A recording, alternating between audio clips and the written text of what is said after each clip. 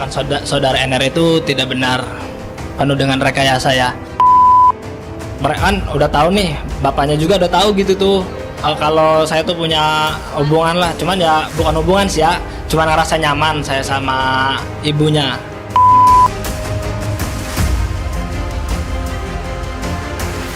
Pemirsa, kasus perselingkuhan antara Ibu Norma Risma, Rihana Ana, dengan sang suami Rozi Zai Hakiki 21 tahun memasuki masa baru.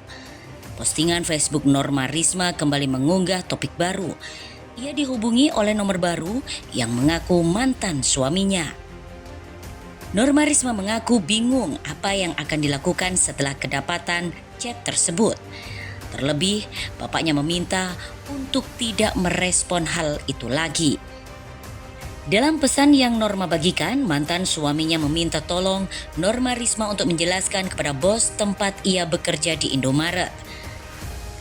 Tolong banget dek, jelaskan ke bos abang bahwa hal ini sudah tidak masalah lagi. Tolong klarifikasi dan bilang ke orang-orang jangan ganggu abang lagi dek. Gimana pun kita sudah pisah dengan baik-baik. Tolong ngerti dek, ini sampai-sampai ke bawah orang tua abang juga imbasnya, tulis Rozi. Mantan suami Norma Risma itu mengaku khilaf atas perbuatan yang pernah diperbuat dengan ibu mertuanya itu.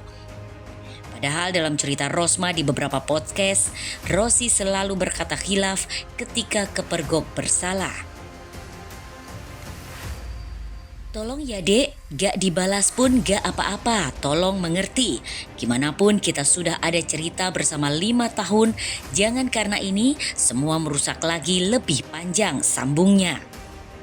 Namun anehnya beberapa hari kemudian setelah merengek minta tolong, Rozi kemudian melaporkan Norma Risma ke Polda Banten dengan tuduhan pencemaran nama baik. Hal ini terjadi diduga setelah Rozi akhirnya dipecat dari pekerjaannya akibat kasus perselingkuhan dengan Rihana Ana, mantan ibu mertua yang menghebohkan tersebut.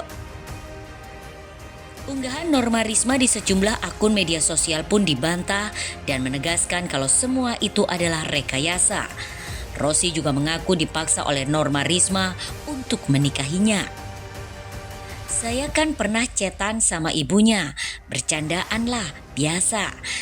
Chatannya itu saya ketahuan sama saudara NR, ujar Rozi.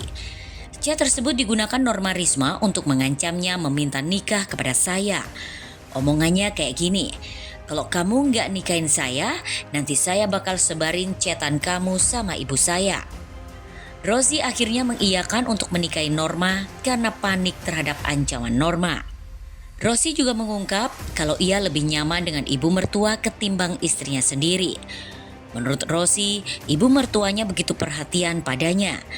Ibu mertuanya juga sering menyiapkan bajunya hingga kerap kali memberikan ia bekal ketika hendak berangkat kerja. Yang dikatakan saudara NR itu tidak benar, penuh dengan rekayasa ya.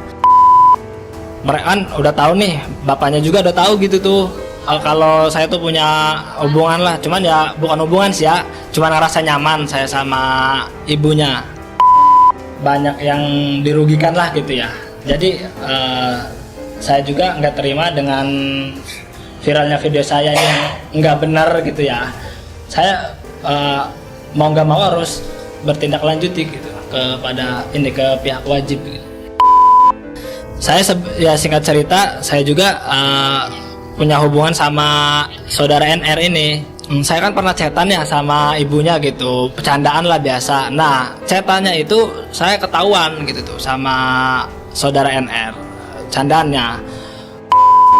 Dan udah diterima juga laporannya juga pada ya sama Polda Banten.